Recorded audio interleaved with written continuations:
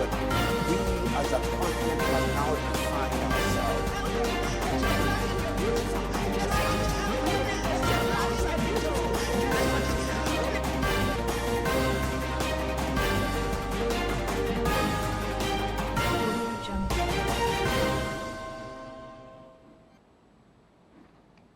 In the news, Correctional Center confirms Imo jailbreak. Trafficker caught with 564 million heroin at Abuja Airport. Northern Elders Forum condones Afenifere over loss of spokesman.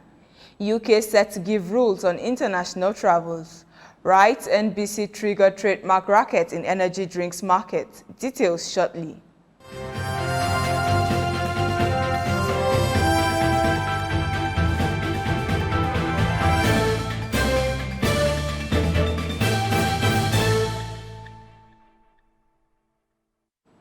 This is TOS Television, your digital first Pan-African news network. I am Abigail Okwade, and this is TOS News 360. Owerri Correctional Center has confirmed an attack on its facility on Monday. The public relations officer of the command, James Madiba, in a statement said he could not confirm the number of inmates who were freed by the hoodlums who opened the jail. He noted that vehicles and the administrative block of the command were burnt. Meanwhile, Inspector General of Police Mohammed Adamu asked for an immediate deployment of additional units of police mobile force and other police tactical squads to Imo State to tighten security in the state. The Nigerian Institute of Electrical and Electronic Engineers has asked members to prioritize professionalism as they discharge their duties to the society. The charge came as the institute confers fellowship honor to deserving members in the nation's capital city, Abuja. TOS News correspondent Rose Audu has more.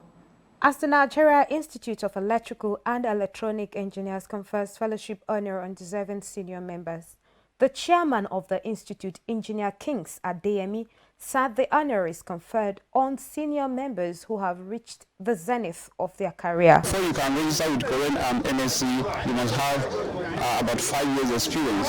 So those that you see being conferred today are professionals that have over 15 years experience in their various fields. While fielding questions from journalists, Engineer Olu Felix and Engineer Atinuke Awolabi, who are both recipients of the NIEEE Fellowship Award, said the honor is an opportunity for them to give back to the society the wealth of knowledge bestowed upon them. The institute is about some 35 years old now, and in 2015 we decided to be awarding members who have made a difference in their various areas of calling, and this year the institute has found some of us worthy to be conferred the prestigious fellowship of the institute.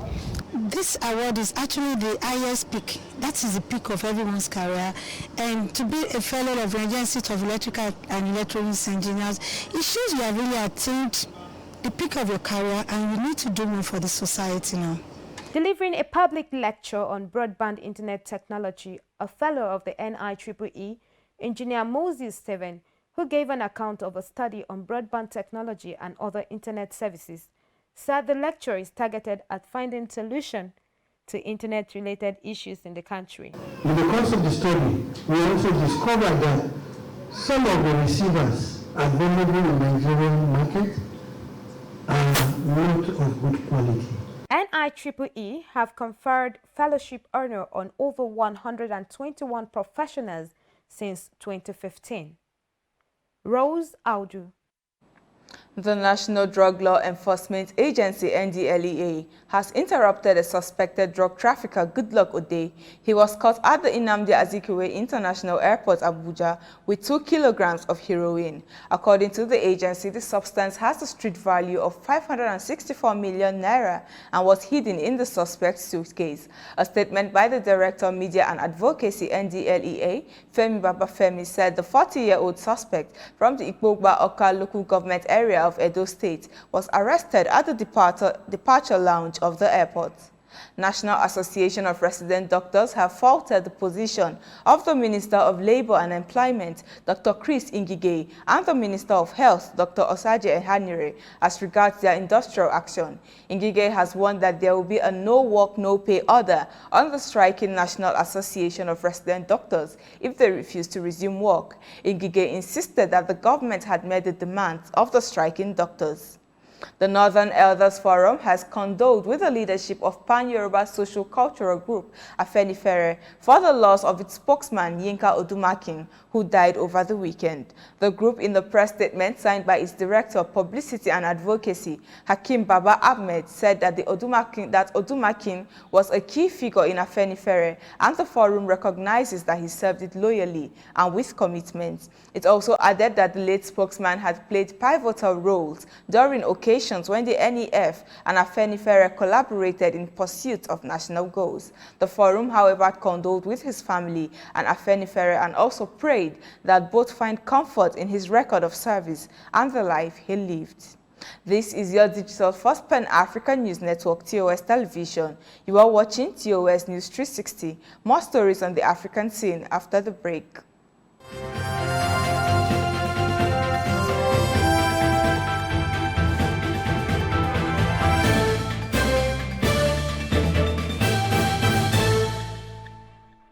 Welcome back. Now on the African scene.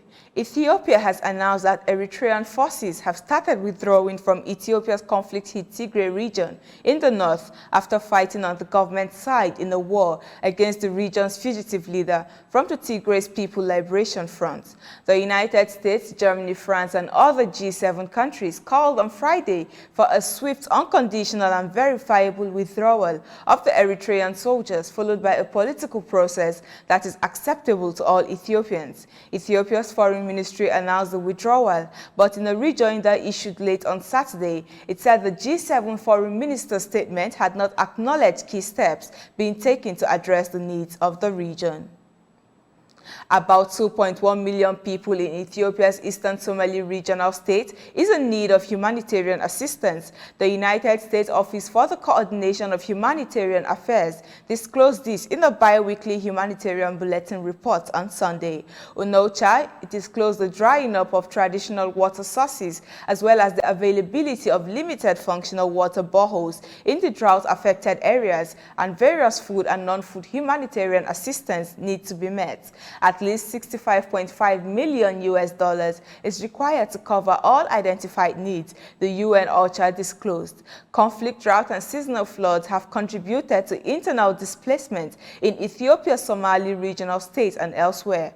The humanitarian needs in the country have also been exacerbated by the outbreak of the COVID-19 diseases. The president of the Democratic Republic of Congo, Felix Tshisekedi, has urged the foreign ministers of Egypt, Ethiopia, and Sudan to make a fresh start. He made this statement on Sunday in a meeting in Kinshasa that concludes Monday over Addis Ababa contested Grand Ethiopian Renaissance Dam on the Blue Nile. The human dimension must be at the heart of these tripartite negotiations, he added. The Nile, the world's longest river, is a lifeline supplying both water and electricity to the 10 countries it crosses. Upstream, Ethiopia says hydroelectric power produced by the GERD will be vital to meet the energy needs of its 110 million people. Egypt, on the other hand, which depends on the Nile for about 97% of its irrigation and drinking water, sees the dam as an existential threat. Still on the Grand Ethiopian Renaissance Dam, Egypt in the statement on Sunday said the latest meeting between Egypt, Sudan, and Ethiopia may be the last chance to relaunch talks before it is filled for the second year in a row. Egypt's foreign minister in a statement said the negotiations represent the final opportunity the three countries must seize in order to reach an agreement before the upcoming flood season. Last week, Egypt's President Abdel Fattah al-Sisi said there would be inconceivable instability in the region if Egypt's water supply were affected by the dam. Now on the global scene, Prime Minister Boris Johnson is set to reopen the UK economy and relaunch international travel as he works on updates on coronavirus roadmap. Mr. Johnson is expected to confirm the non-essential retail, outdoor hospitality and hairdressers can reopen on April 12 in England, and he will also give more details on vaccine passports and international travel. This is your digital first Pan-African News Network, TOS Television. You are watching 360. News 360. More stories after the break.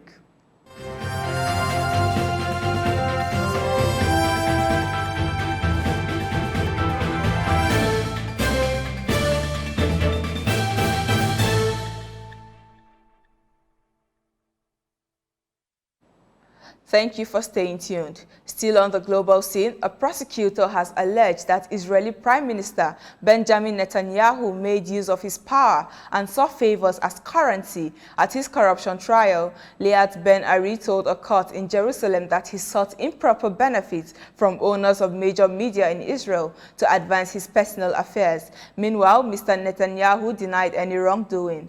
The hearing comes as Israel president met with 12 members of parliament.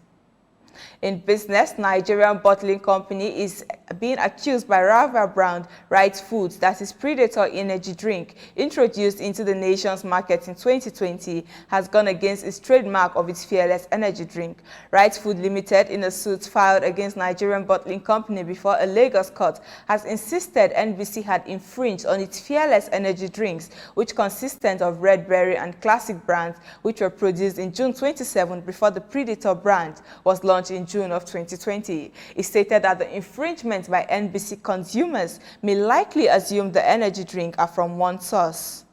France is donating approximately €6 million to finance the World Trade Organization's technical assistance programs for developing countries and least developed countries from 2021 to 2023.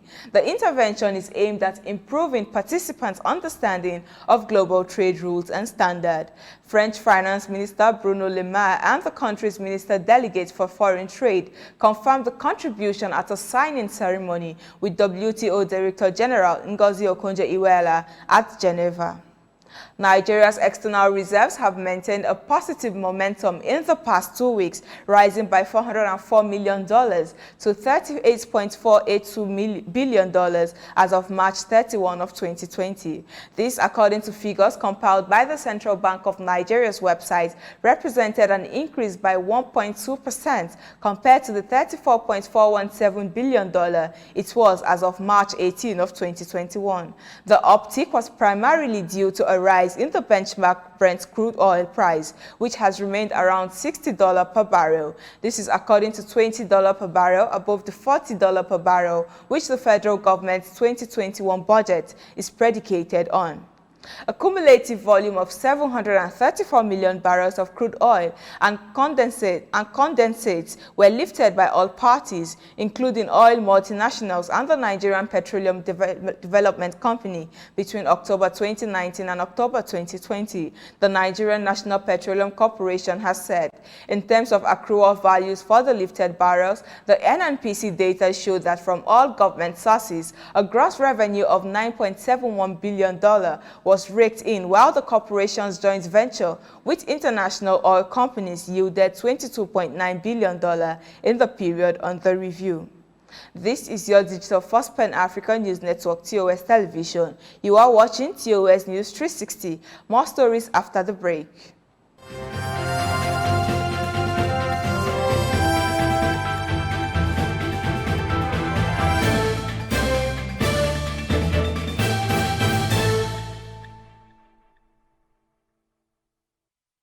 Welcome back. Still on business, the periods when nations' development indices, growth and viability were measured based on solid infrastructure are gone. The parameters shifted slightly to include income capita per head, powered by both national domestic product and gross domestic product respectively.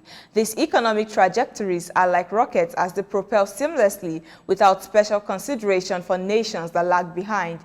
Not done, the trajectories again leapfrogged from just considerations of infrastructure, national domestic product and gross domestic product of countries to include nations' external reserves and human capacity resource. Now on the entertainment scene, Adesua Etomi Wellington has revealed that she was pregnant with twins but lost the pregnancy to miscarriage. The wife of ace singer Banky W made this known in a chat at the Waterbrook studio while expressing gratefulness for their life. She stated that when the doctors told her they could not find the child's heartbeat, she broke down and began to wail. Still on entertainment, Nigerian movie star Rita Dominic has spoken about the reason she decided to show off her man on Instagram. The actress made this known during a chat with Chude Gideonwo on his show with Chude. She stated that it just happened out of happiness. Dominic's partner, I beg your pardon, Anosike, is the founder of Folio Media Group, a multimedia company that owns Daily Times Nigeria, founded in 1926, the country's oldest newspaper. Now to sports, the Hall of Residence provided by the organizers of the ongoing National Sports Festival has been rejected by athletes and officials of Team Lagos. The team was initially offered Hall 4, but rejected it over the room's poor standard. One of the athletes told newsmen it took the intervention of their team management for the local organizing committee to replace their accommodation. Now to wrestling. Ekerekeme Agiomo secured qualification to the Global Multi-Sport Showpiece on the final day of the African Oceania Olympics qualifiers in Hammamet, Tunisia. He will be the only Nigerian male wrestler at the delayed Tokyo 2020 Olympics. The 2018 African champion produced 3 big wins to seal a first-ever Olympic berth. And that is TOS News 360 on your digital First Pan African News Network. For more updates, do visit www.tostvnetwork.com. To follow and like TOS Television Network on Facebook, Twitter, and Instagram. And remember to subscribe on YouTube. To stay with us and enjoy more programs on TOS Television Network. I am Abigail Okwade, and thanks for watching.